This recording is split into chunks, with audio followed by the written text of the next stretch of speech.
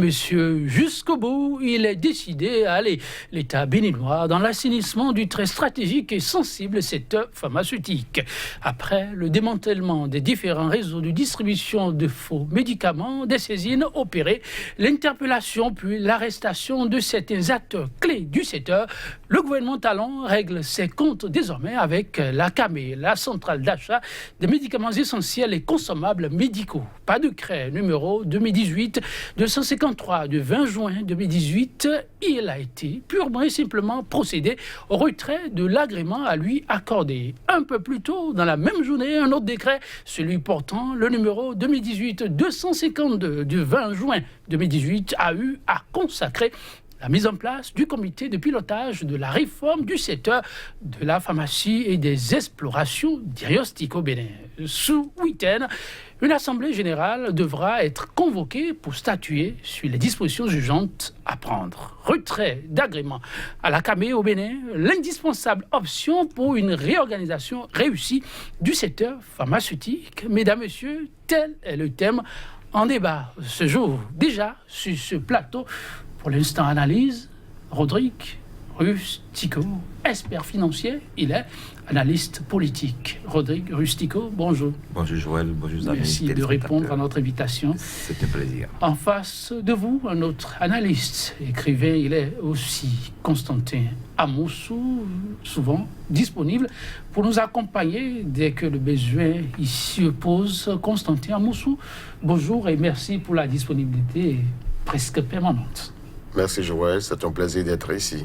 Le plaisir, sachez-le, est partagé. Chers téléspectateurs, vous l'avez compris, c'est plus qu'un devoir désormais pour nous de savoir exprimer toute notre reconnaissance à tous ceux-là qui se dégagent en dépit parfois d'un calendrier très changé, mais au-delà d'un contexte qui n'est pas forcément très aisé pour débattre de sujets très préoccupant comme celui qui nous réunit ce matin. La centrale d'achat des médicaments essentiels et consommables médicaux, CAME, n'est plus autorisée à exercer ses activités au Bénin. Le 20 juin dernier, le gouvernement a pris un décret portant retrait de l'agrément qui lui a été accordé. Une mesure comptant pour les dispositions en vue de l'assainissement du secteur pharmaceutique. Rodrigue Rustico.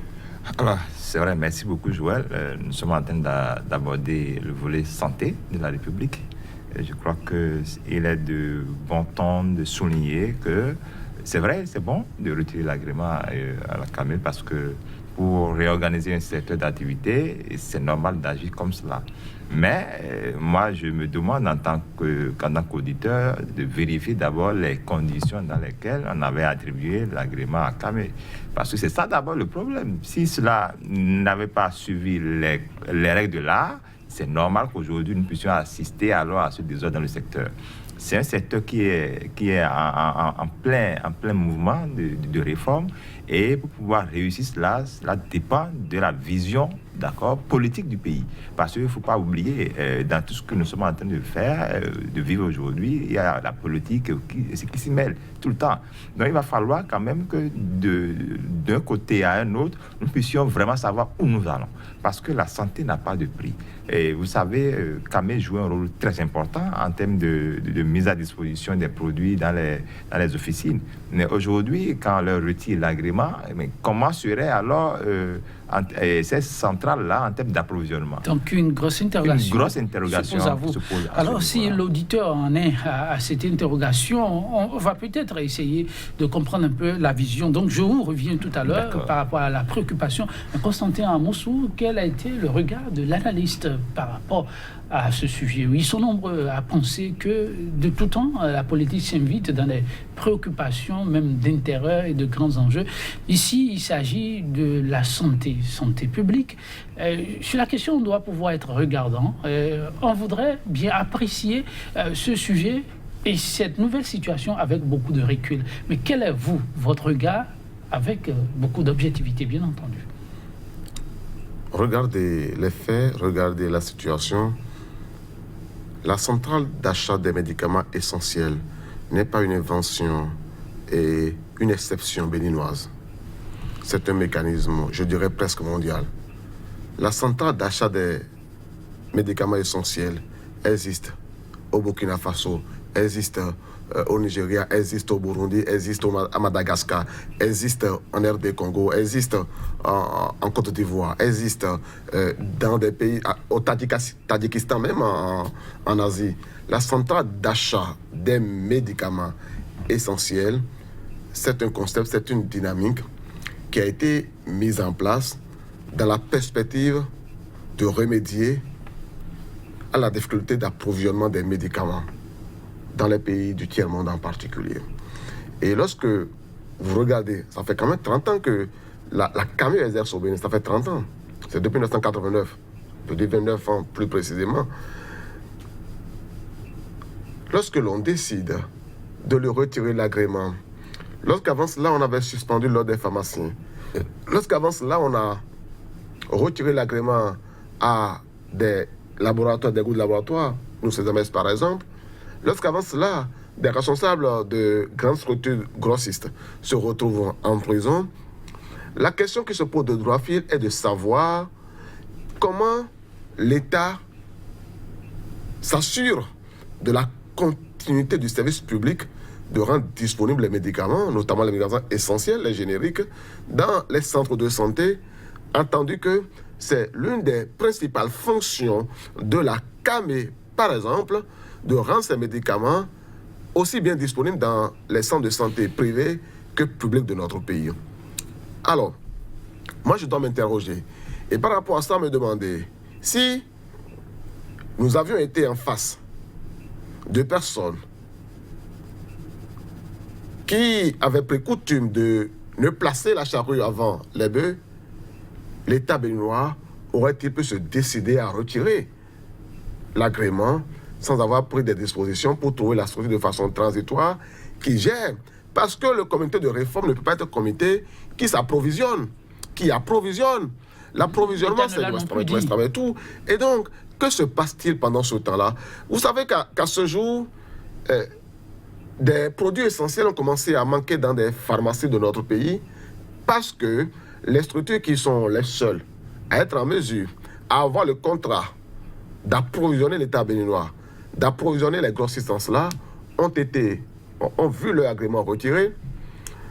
Je veux remarquer que nous sommes en train d'avancer dans ce que je dois appeler le démantèlement du secteur de la pharmacie, du secteur des médicaments, et on peut observer que c'est quand même un secteur où circulent de grosses devises. Et en mettant cela peut-être en comparaison avec d'autres facteurs, en remarquant qu'aujourd'hui, la Société nationale de conservation des produits pétroliers, la SONACOP, est devenue moribonde avec l'assistance technique de l'État, qui du moins ne fait au moins rien pour l'aider à se réveiller, mais qui, plus encore, reste spectatrice joyeuse de ce que nous voyons surgir de terre partout. C'est quoi le lien, Constantin, à Moussou? Pour dire que partout où il y a des secteurs au Bénin où des devises substantielles circulent, on a senti que sur ce régime, il a été trouvé le moyen de démanteler. Je peux, après le secteur pétrolier, vous citer deux autres cas. Je peux vous parler du secteur, par exemple, agricole. Vous avez vu que le concurrent principal du chef de l'État, en tout cas des structures du chef de l'État, a été maintenu en exil et que, par ailleurs, sa structure a été mise en vente aux enchères et rachetée par les structures du chef de l'État, en tout cas les structures laissées en héritage par le chef de l'État à ses co-associés. Vous avez remarqué que l'Akadjou, que dans celle de l'Akadjou, l'Indo-Pakistanais qui était le numéro 1, le baron de l'Akadjou, il a été jeté en prison dès l'arrivée du chef de l'État. Et qu'après, on a vu comment les barons du régime se sont accaparés de ce circuit. Vous avez vu. Constantin Moussou, en attendant de vous revenir, mais. Donc, quand vous regardez tout cela, Rodrigue vous observez que est-ce qu'il y a de parallèles à faire avec ces sujets que Constantin Moussou évoquait? Vous parlez d'audits qui s'imposent, qu'il faut aller à des choix comme ceux à quoi on assiste aujourd'hui. Je voudrais dire à mon ami Constantin que c'est vrai, il y a des réformes qu'il faut mener. Il y a des secteurs, il faut réformer. Mais lorsque vous voulez faire des réformes, vous devez pouvoir faire les réformes avec les acteurs du secteur. Ne pas faire des réformes, ou du moins éjecter les acteurs du réforme et mener une réforme, ça ne marchera pas. Donc, je dis que le secteur pharmaceutique, c'est un secteur qu'il faut réformer.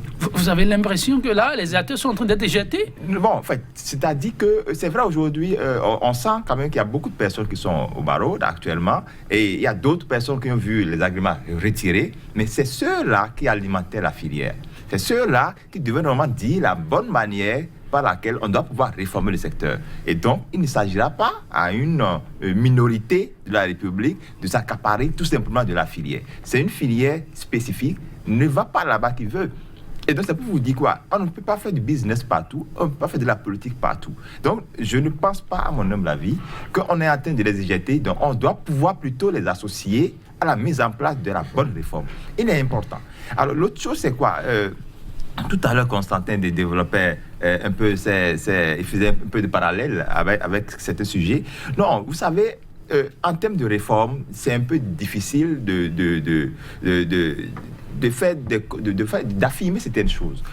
Lorsque vous prenez un secteur comme le secteur des produits pétroliers, où il a cité la Sonacop par exemple, vous savez, j'ai fait pratiquement 10 ans dans le secteur pétrolier.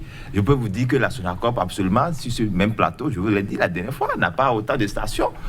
C'est à peine 4 à 5 stations, moins de 10 stations appartenaient. Oui, vous avez travaillé longtemps au niveau de cette... Ils pensent que l'État n'a pas fait ce qu'il faut pour accompagner ce secteur. Justement, quelle est la politique de l'État? Quelle est la politique de l'État vis-à-vis de la suivi de la Sonacop dans les 50, 10 ans, 20 ans à venir? Ça a été une politique concluante? C'est une politique qui n'a pas marché durant tout le temps. Ça n'a pas marché durant tout le temps. C'est le privé qui jette de l'argent dans le système. Ça n'a pas marché parce que l'État n'a pas voulu ou ce n'est pas possible de faire marcher encore ce secteur. Vous savez, je peux vous confirmer que lorsque vous avez les structures étatiques aujourd'hui qui devaient vraiment s'approvisionner en hydrocarbures, mais la Sonacop devait être la référence. Mais aujourd'hui, on a remarqué qu'une bonne partie va dans le privé.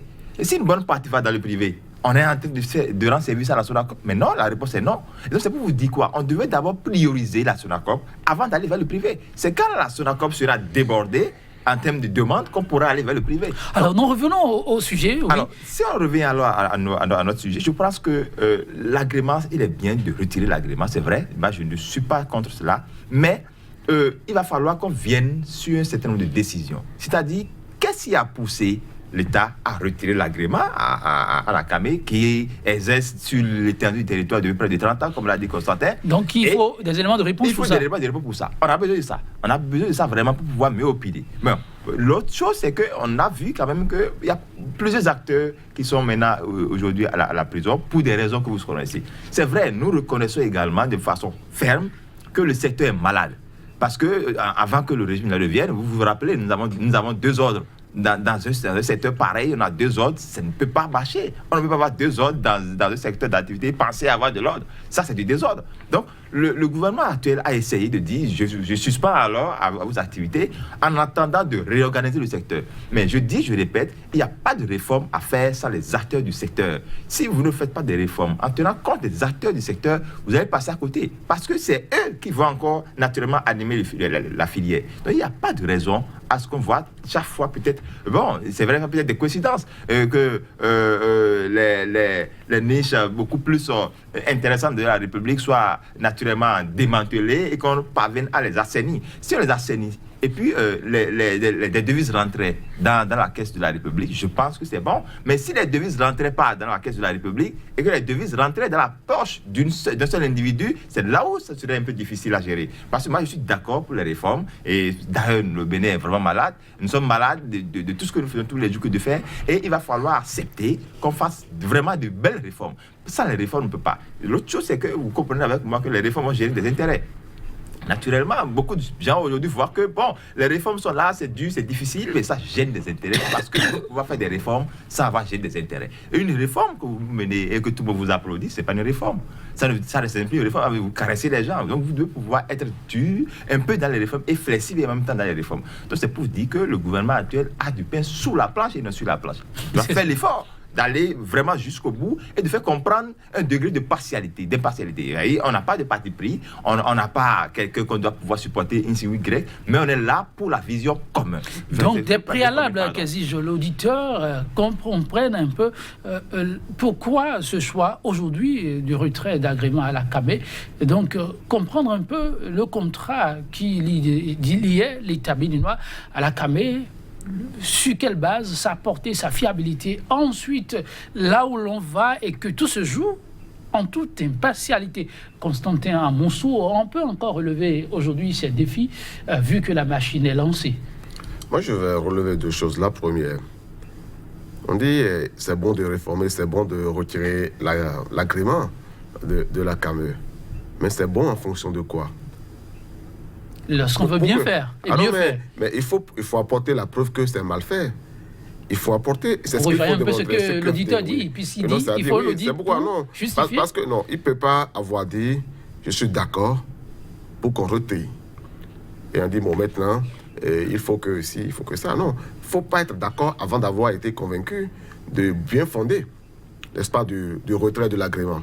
C'est pas là qu'il faut commencer. Il faut s'assurer que on reporte des choses et que les choses que l'on reporte sont fondées. Jusqu'à ce jour, quel est le reproche que l'on fait à la CAME et quelles sont les preuves de cela? On a parlé de procès de faux médicaments. C'est ainsi que nous avons commencé ce procès.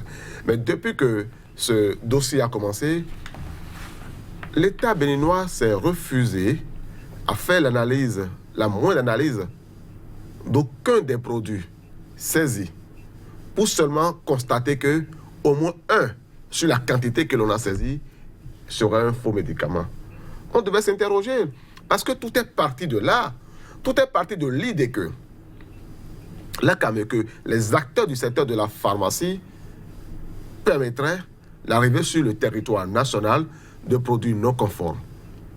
Si c'est le cas, il faut au moins qu'une analyse scientifique, que des données scientifiques, que des résultats d'un travail de laboratoire parviennent au moins à conforter l'état de ce que les produits qui arrivent dans le circuit pharmaceutique, par le biais de la CAME, par le biais des structures grossistes, par le biais des laboratoires, contiendraient des faux, pour qu'on décide maintenant d'aller aux réformes. Mais tant qu'on n'a pas prouvé cela, qu'est le bien fondé du retrait de l'agrément. Donc on fonctionne sur, disons, des philosophies que l'on développe, sur des éléments disons, non tangibles, sur, comme si l'on était des prophètes, comme si l'on était seul à détenir des vérités secrètes que personne ne verrait. Et tant que c'est comme cela, on a des raisons de soupçonner que l'on ne soit pas en train de vouloir faire une réforme, mais que l'on est en train de s'accrocher à des intérêts. C'est la première station que je fais. La deuxième, juste après cela. L'État est quoi par rapport à la CAME? L'État est d'abord un associé. L'État est d'abord un associé parce que la CAME, c'est une association. La CAME, c'est une association. Et dans l'association, il y a les structures pharmaceutiques, il y a les hôpitaux, il y a les partenaires techniques et financiers, l'Union européenne, les États-Unis, la France. Il y a l'État béninois. Donc, l'État béninois n'est que l'un des associés. Sur quelle base l'un des associés se lèverait et déciderait de retirer l'agrément, là ce n'est pas en tant qu'associé, peut-être en tant que pouvoir public, déciderait de la date à laquelle les autres devraient aller à une assemblée générale et demande maintenant à son ministre de faire la dénonciation. C'est pourquoi je vous parle du placement de la charrue avant les bœufs. Ce qui eût été au moins conforme, en attendant que soient apportées les preuves de ce que l'on reprocherait à la CAME, c'est que le ministère de la Santé, qui représente l'État béninois au sein de la CAME, commence déjà par dénoncer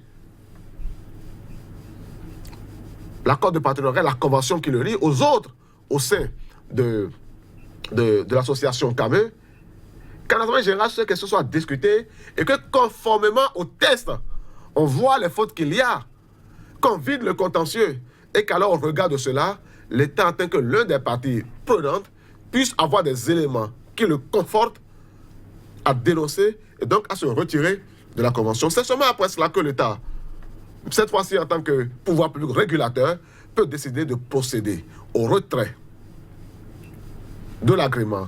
Mais ça aussi, s'il avait été conforté par des éléments de droit dans le cadre d'un procès, dans le cadre d'un arbitrage judiciaire. Donc ici, nous ne sommes pas du tout alors dans une réforme. Non, nous ne sommes pas du tout dans une politique de protection du citoyen. Nous ne sommes pas du tout dans une perspective publique. Nous sommes, me semble-t-il, sur la base des éléments que j'observe dans le mode de fonctionnement d'un groupe de personnes qui ont décidé de démanteler un secteur parce qu'ils ont perçu que dans le secteur, il y a de grosses devises, il y a de gros moyens qui circulent. Constantin Amoussou, c'est de notoriété comme ils ont fait dans le secteur de l'anacar, comme ils ont fait dans le secteur du pétrole, comme ils ont fait dans le secteur des GSM. De tirer ces conclusions, Constantin Amoussou. Je vous dis, est-ce qu'ils ont fait comme ça dans le secteur des GSM, oui ou non? Est-ce que ça a été pareil dans le secteur du pétrole, oui ou non? Est-ce que ça a été pareil dans le secteur de l'anacar, oui ou non? Est-ce que ça a été pareil dans le secteur du coton, oui ou non? On ne peut pas avoir tant de choses, on ne peut pas avoir regardé tant de choses et rester définitivement aveugle sur des signes très patents du mode de fonctionnement de ce régime. C'est vrai qu'il y a des aspects, Constantin Amoussou, vous porteurs dans ce pays les niches d'opportunités, comme dit mon ami Rustico. Si les acteurs, quand ils ne sont pas en prison, ils sont en exil tous. Vous avez une exception?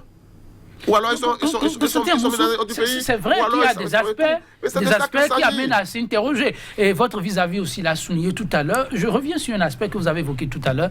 Oui, Rodrigue Rustico, c'est vrai que le retrait de cet agrément est intervenu aussi, disons, quelques heures avant une assemblée générale qui devrait se tenir. Il y a Constantin Amoussou qui faisait observer tout à l'heure que cela aurait été heureux, que s'il y a des reproches qui sont faits à la CAME, que ce soit en assemblée générale, que cela soit débattu, et ensuite l'État, en toute souveraineté, décide de prendre un certain nombre de décisions. Alors, le retrait d'agrément est intervenu avant une assemblée générale qui était annoncée, a amené beaucoup à s'interroger pourquoi les choses sont allées si vite. Est-ce que l'auditeur voit ça aussi comme un mauvais pas de l'autorité qui dresse alors le lit à toutes sortes de supputations, ou ça pourrait aussi se justifier? Oui, non, naturellement, vous savez, cela ouvre à une multitude d'interprétations, parce que vous allez vous demander, mais à quoi ça serait alors de réunir les gens pour une assemblée générale, sachant qu'on pouvait en débattre en pleine assemblée générale, et que ensemble, nous, en tant que partie prenante, nous allons décider alors du fait que, bon, on n'a qu'à revoir alors la maison. Il ne faut pas alors fermer la maison avant de chercher peut-être à trouver les solutions pour la maison. Mais moi, je pense que le verre est beaucoup plus dans le fruit, dans cette histoire de faux médicaments. Vous savez, je suis très touché, parce que quand vous voyez les faux médicaments là, ces faux médicaments dont on parle viennent d'où? Mais vous savez que notre douane a des problèmes. Les faux médicaments passent par où pour venir dans le pays. Mais on a laissé tout ça. On a laissé tout ça parce que vous savez qu'à Kakamé, avant que les médicaments viennent, ce n'est pas des formalités douanières. Ça ne passe pas par des endroits où on vérifie l'authenticité, la conformité, tout et tout, avant de débarquer ces produits-là. Mais qu'est-ce qui a été fait sur la chaîne là? Je vous dis que ce dossier de faux médicaments, si on doit enfermer des gens au Bénin, on risque d'enfermer tous les gens qui sont au niveau de la chaîne logistique de la douane. On risque d'enfermer tout le monde. C'est sérieux. On risque d'enfermer tout le monde. Est-ce que les médicaments là tombent du ciel? La réponse est non. La réponse est non. On connaît les frontières. Ça veut dire qu'il y a un travail qu'il faut faire au niveau de l'administration béninoise. Il ne faut pas attendre. Parce qu'on peut aller refonter la CAME, mais les mêmes causes produisant les mêmes effets, on aurait déplacé le risque. On aurait déplacé le problème. Et donc, il faut aller travailler sur la chaîne logistique de transport qui donne alors l'autorisation aux uns et aux autres de transporter ces médicaments qualifiés de faux. Et donc, si on ne règle pas ce problème et on s'attaque au retrait de l'agrément de CAME, vous allez voir, on va retirer et après on va peut-être encore renouveler l'agrément et cela posera un problème. Donc, c'est pas encore ça le problème. Le problème, il faut aller encore au niveau de notre chaîne logistique. Les médicaments ne descendent pas du ciel, ça quitte quelque part, ça atterrit quelque part. Il n'y a pas de raison à ce qu'on oublie, à ce qu'on occulte la chaîne logistique et qu'on s'attaque alors à CAME. Parce que c'est des formalités qui se font normalement et régulièrement et qui est à la base. C'est toujours l'État béninois. C'est toujours la douane. C'est toujours l'État. C'est toujours l'État qui fait les formalités. Donc, ça vous dit quoi? Que le verre est encore dans le fruit. Il faut aller refonter la chaîne logistique, sanctionner ceux-là, travailler sur leur réarmement mental, leur faire comprendre que vous devez servir la nation et non servir votre poche. C'est très important.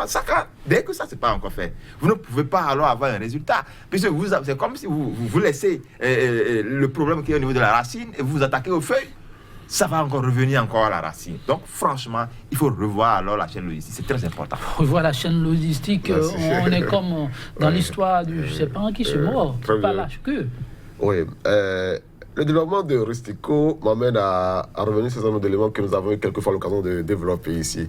Et c'est plutôt très intéressant et même amusant, je devrais-je dire. Parce que regardez,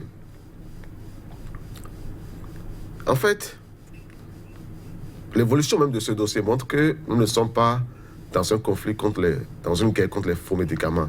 Et il faut que cela soit clair. Je vous donne un indice. Non, je vous donne un indice. Je vous donne un indice. Je vous donne un indice factuel et un indice de droit. Allez-y, oui. Indice factuel. Lorsque Laurent Batao Renoro a été déposé à la prison civile de Cotonou, son mandat de dépôt indiquait qu'il était là pour trafic de faux médicaments, c'était plein de choses. Oui. Mais une fois la prison civile de Cotonou, les gens se sont avisés du devoir de changer le mandat de dépôt et de faire un autre mandat de dépôt. Et son mandat de dépôt a été changé alors qu'il est déjà en prison civile.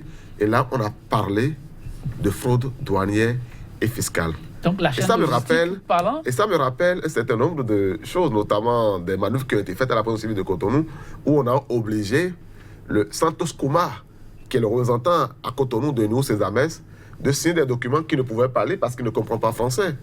C'est vrai, tout, des choses qui ont été dénoncées par son avocat, etc. Et tout. Alors, si vous regardez très bien, aujourd'hui, le dossier dans lequel M. Attarenko, par exemple, est poursuivi, nous, ces Ames, de façon plus générale, ce n'est plus un dossier de faux médicaments, mais on a des fraudes fiscales, fraudes douanières.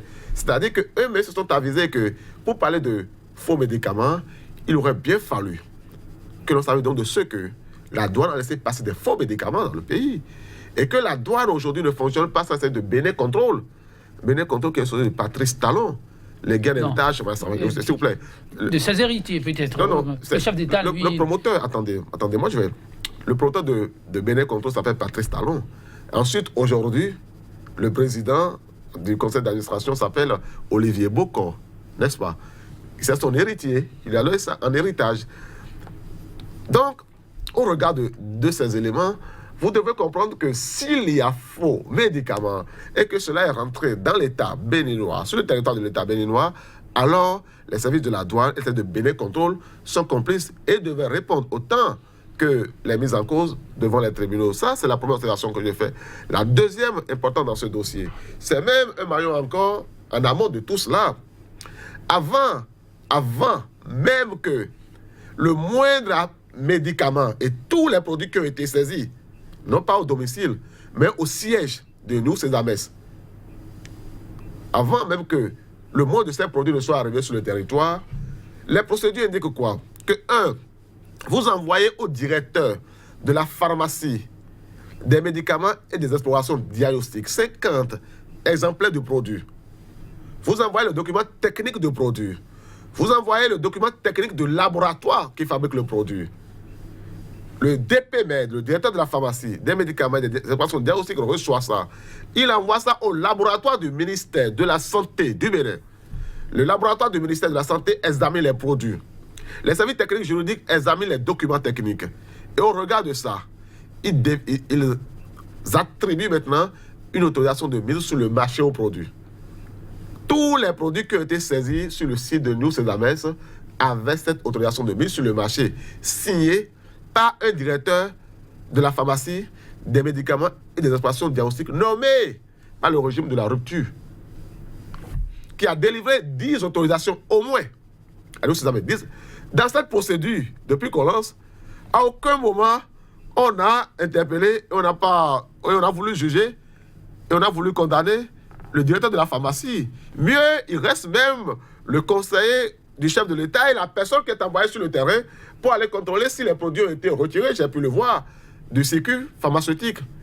Pire encore, vous observerez que la réforme que l'on veut faire est intitulée « Réforme de la pharmacie, des médicaments et des explorations diagnostiques ». C'est-à-dire que l'on a identifié que le noyau, là où se trouve le problème là, c'est la pharmacie, c'est la direction de la pharmacie, des médicaments et des explorations diagnostiques. Mais mais le directeur de la pharmacie, des médicaments, des explorations diagnostiques, qui a donné les orientations à tous les produits qu'on a retrouvés, lui, il n'est pas inquiété. Où est-ce que les produits sont faux alors? Ou alors les produits ne sont pas faux, et donc on est en train de faire du théâtre, ou alors les produits sont faux, et il est la première personne, n'est-ce pas, à se retrouver dans le collimateur de la justice, et avec lui maintenant, les services de la douane et les services de Bénin contrôlent, qui sont à toutes les frontières aériennes, maritimes, terrestres de notre pays, et sans le contrôle de qui les produits ne rentrent pas sur le territoire. Maintenant, je peux concevoir, pour ce que l'on reproche à la CAME, on ne l'a pas dit de façon très claire, mais j'ai entendu le responsable de la CAME dire, lors de la rencontre avec le chef de l'État, que, non pas le dire, j'ai entendu des pharmaciens dire que lorsqu'ils font, ils doivent envoyer leurs produits vers le territoire national, en fonction des quantités, comme la CAME est la société qui commande la plus grosse quantité, si par exemple, il y a un conteneur, et qu'eux, ils n'ont que des demi ou un tiers de conteneurs, ils font un regroupement des produits dans le même conteneur, et ils donnent ça, enfin, ils mentionnent le nom de la structure qui a fait la plus grosse commande. Donc, un conteneur peut arriver avec la mention CAME, et à destination, il peut y avoir des commandes qui sont destinées peut-être à New Sesames, à Ubifa, etc., et tout. Et on peut peut-être là lui reprocher d'avoir fait peu de légèreté en couvrant des commandes qui ne sont pas les siennes. Mais ça, est-ce que cela signifie que les produits sont faux? Est-ce que cela exonère les douaniers du devoir, Bénin Contrôle du devoir de vérifier le contenu de ces produits et leur conformité avant leur mise sur le territoire national? Et dans tous les cas, jusqu'à ce jour, la même question: à quel moment les médicaments sont faux? Parce que ce n'est pas d'Adjegoulé qu'il s'agit. Oui, sur la question actuelle, en ce qui concerne Constantin Moussou, le retrait d'agrément à la CAME, l'argumenté avancé n'est pas relatif encore aux faux médicaments. C'est vrai, les sujets sont liés, mais les pistes que vous explorez actuellement amènent à s'interroger, Rodrigue Rustico, assez de quoi et de faux pas qui pourraient plomber la bonne foi prônée par le gouvernement dans l'évolution sur ce chantier. Non, vous savez, le gouvernement est pleinement sur la voie qui lui semble quand même idéale, parce que je ne suis pas membre du gouvernement pour savoir leur vision, et leur stratégie, tout et tout. Mais ce qui est important, je le disais en prélude, qu'il faut assainir pratiquement tous les secteurs. Mais assainir les secteurs avec les acteurs du secteur, ça, j'insiste là-dessus. Parce que, vous savez, on ne peut pas faire déplacer un électricien pour venir faire le travail d'un maçon. Il serait un peu compliqué. Cela voudrait dire que le maçon aura alors en esprit tout simplement du mercantilisme, tout simplement. C'est juste là, sa poste qui va l'intéresser. Donc, je crois que le gouvernement a l'obligation aujourd'hui d'assainir le secteur d'une manière ou d'une autre et de faire comprendre que ce qui est prioritaire aujourd'hui, c'est d'abord la santé. C'est d'abord notre santé. Parce que si, vous savez, Constantin demandait à quel moment un médicament est qualifié peut-être de faux, vous savez, vous allez même dans une pharmacie, vous achetez un médicament, vous quittez la pharmacie, vous rentrez dedans en même temps, ce médicament est déjà faux médicament. Parce que le circuit a déjà changé tout de suite. Donc, vous voyez un peu, ce qui fait que c'est des médicaments, c'est des sujets très sensibles. Maintenant, ça dépend de notre santé. C'est ce que nous consommons qui nous tue. Maintenant, si les autorités ne peuvent pas alors nous protéger tout au moins par rapport à cela, c'est que nous sommes vraiment exposés à de grands risques. Et là, vous imaginez, nous sommes en train de compromettre les générations à venir. Et il va falloir tout simplement que le gouvernement puisse vraiment mettre les petits plats dans les grands pour qu'on ne puisse pas sentir, c'est pas un degré ou du moins un niveau où on veut juste venir parce que c'est des niches quand même d'opportunités. On vient alors écarter les acteurs du secteur et on s'installe. C'est peut-être l'impression que mon ami Constantin a de la chose, que je n'ai pas entièrement aussi, mais je dis qu'il faut faire alors la réforme en tenant compte des acteurs du secteur. Et lorsque vous faites les réformes en écartant les acteurs du secteur, je pourrais alors suivre naturellement les argumentations de mon ami Constantin Moussou pour dire effectivement que c'est une mauvaise chose. Donc aujourd'hui, nous sommes confrontés à une situation où la CAME se voit son agrément retiré. Mais après le retrait, quelle serait alors la suite? Et là, c'est là la véritable problématique. Quels seraient alors les attributs de CAME? Parce que vous n'oubliez pas que ce que CAME fait, beaucoup d'autres structures ne peuvent pas faire parce que c'est pratique dans tous les pays. Et donc, c'est pour pouvoir faciliter l'accès à des médicaments essentiels pour la population qu'on a mis en place ces structures-là. Donc, il va falloir tout simplement qu'on essaye quand même de revoir plutôt, d'accord, cette histoire-là, parce que l'État a gagné. Et l'autre chose, c'est qu'il faut revoir notre administration. Ça, j'insiste là-dessus. On doit revoir les procédures. On doit savoir qui donne l'agrément et comment il donne l'agrément et pourquoi il donne l'agrément. Et est-ce que les conditions sont réunies pour qu'on donne l'agrément à X ou à Y? Un agrément qui a été donné pour une structure, cela m'amène d'ailleurs à proposer à l'État béninois, si on doit donner un agrément à quelqu'un, que ça ne doit pas être un agrément à durée indéterminée. Il faut préciser la durée d'agrément. Et lorsqu'on voit quand même qu'il y a des couacs, on vous retire l'agrément. C'est aussi simple que ça. Mais lorsque vous donnez un agrément de façon illimitée à quelqu'un, il est libre de faire ce qu'il veut. Il peut être bien normé ou bien ne pas être normé. Et conséquence, c'est la santé. Il ne faut pas qu'on joue avec la santé des Béninois. Les Béninois n'ont pas aussi assez de bourses pour aller se faire soigner à l'extérieur. Ils peuvent que se faire soigner au Bénin. Et il faut permettre alors à tout Béninois de se faire soigner chez lui. Oui, des inquiétudes plus d'un an, même des élus du peuple. Je vous lirai quelques points de l'inquiétude exprimée par l'honorable Valentin Dianontin, qui n'est pas étranger à ce secteur non plus. Je lis un premier pan de sa réaction. Aucun centre de santé publique, dit-il, ou abus humanitaire ne pourra continuer avec cette option à exister en achetant des médicaments et consommables médicaux à prix prohibitif auprès d'une structure privée telle que l'envisage le régime de la rupture pour, dit-il, s'accaparer encore du secteur pharmaceutique. Est-ce que vous trouvez là de la pertinence ou une démarche purement politique? Bon, vous savez, l'honorable Dianontin, c'est un homme politique et vous connaissez sa couverture politique également. Donc, je ne lui reproche absolument rien dans son opinion. Mais juste que je voudrais quand même qu'on puisse laisser un peu les débats politiques autour de tout et tout. Mais il est important de comprendre que, bon, l'honorable, ce qu'il dit, il fait beaucoup plus une analyse politique. Mais l'analyse beaucoup plus objective m'amène quand même à faire comprendre aux uns et aux autres que le secteur est malade. Le secteur qui est malade a besoin de réformes. Et il ne faut pas quand même qu'on donne l'impression qu'on veut s'accaparer du secteur. Parce que donner l'impression qu'on veut s'accaparer d'un secteur d'activité, par exemple, cela donne naturellement la chance à l'honorable de se prononcer comme ça. Parce que c'est ce que peut-être lui, il est en train de penser. Mais ce qui n'est pas forcément... mon opinion, mon avis personnel, c'est qu'effectivement, le secteur est malade. Il faut assainir le secteur. Mais comment assainir le secteur? Il faut d'abord commencer par toucher un peu les acteurs du secteur, le faire comprendre que la manière par laquelle vous menez alors, vous conduisez cette filière-là, elle n'est pas la bonne, parce que la santé des Béninois en dépend. Maintenant, l'autre chose, si on parvient à retirer l'agrément à toutes ces parties prenantes-là, qui sont alors les nouveaux acteurs qu'on pourra alors avoir dans le secteur, alors que ces anciens acteurs avaient joué un rôle extrêmement important. Donc, il n'y a pas de raison à évincer du moins les anciens acteurs du secteur et de prendre alors de nouveaux acteurs, sachant que les nouveaux acteurs ne savent pas encore de quoi il s'agit. Encore que j'insiste, je persiste que la chaîne logistique au Bénin doit être revue. Si on doit pouvoir enfermer des gens dans ce dossier de faux médicaments, je vous assure qu'on n'aura même plus personne pratiquement au niveau de la chaîne logistique de la douane. On n'aura plus personne parce que les médicaments ne tombent pas du ciel. On ne fabrique pas les médicaments au Bénin, les médicaments descendent et on sait par où ça vient. Et donc il y a des contrôles. Il y a des contrôles. C'est quelqu'un qui délie l'agrément. Dans quel condition il délie l'agrément? Il faut revoir cela. Je pense qu'avant d'aller derrière même vers l'agrément, vers la suspension de l'agrément, il faut d'abord assainir un peu au niveau de la douane. Les procédures douanières, il faut les revoir. Il faut voir ceux-là qui doivent pouvoir établir les agréments, valider des formalités. Il faut revoir tout cela. Parce que n'oubliez pas, ce n'est pas des étrangers qui travaillent là, c'est des Béninois. C'est des Béninois qui travaillent là. Et ces Béninois-là, la plupart du temps, vous les connaissez.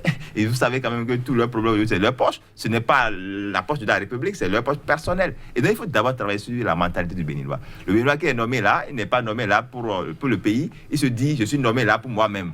Et d'abord, il va se remplir d'abord plein les poches. Et après, c'est nous qui ramassons les pots cassés. Vous voyez que les failles que nous avons remarquées au niveau du contrôle interne de la douane, c'est ça qui nous a entraînés dans cette histoire de faux médicaments. Sinon, on n'en serait pas là aujourd'hui. Oui, faut-il vraiment revoir au niveau de l'administration béninoise elle-même, en commençant d'abord par la douane, elle, par qui passe tout produit, en l'occurrence, pour un secteur aussi sensible, la première porte d'entrée? D'abord, moi, je veux éviter de tenir des propos dont je ne puisse avoir la preuve. Mon ami Rustico a beaucoup insisté sur la nécessité de revoir les choses. Oui. Pour revoir des choses, il faut s'assurer, un, qu'il y a un problème, deux, il faut s'assurer de l'identité du problème. Je peux tout au plus dire, je suis d'accord en tant que Béninois, qu'il y a certainement, mais là quand je dis il y a certainement, c'est que j'ai mis une hypothèse, il y a certainement des problèmes dans beaucoup de secteurs au Bénin. Je dis peut-être même dans tous les secteurs de notre pays. Mais quand j'ai fini d'émettre l'hypothèse, je dois aller à l'étape de sa vérification, de sa confrontation avec les faits, et je dois, un, avoir la confirmation qu'il y a des problèmes, et deux, identifier la nature des problèmes qu'il y a avant de passer à la mise en œuvre, à la proposition et à la mise en œuvre de réformes. Dans le cas d'espèces, on a dit qu'il y a des problèmes, on n'a pas donné la preuve de l'identité des problèmes qu'il y a, et on a commencé à dire qu'on fait des réformes. Il y a anguille sous roche. Il n'y a pas de réforme du secteur pharmaceutique dans notre pays. Il y a une volonté de prédation. Ça, au moins, ça peut se voir, ça c'est perceptible, parce qu'on a vu un démantèlement se faire, parce qu'on a vu des acteurs envoyés en prison, et parce qu'on a vu les mêmes faits exactement se produire dans d'autres secteurs. On a vu comment cela s'est terminé. Je voudrais donc, oui, allez-y. Pour finir, rappeler à nos autorités qu'elles ont l'obligation de savoir que les citoyens que nous sommes ne sont pas des idiots, que nous savons observer, nous savons constater, nous savons analyser, qu'au regard de cela, nous exigeons que nous soyons respectés dans la façon de vouloir nous faire avaler de prétendues réformes, alors que chacun a l'occasion de constater que ce ne sont que des mesures qui tendent à étendre l'empire d'un homme et de son clan.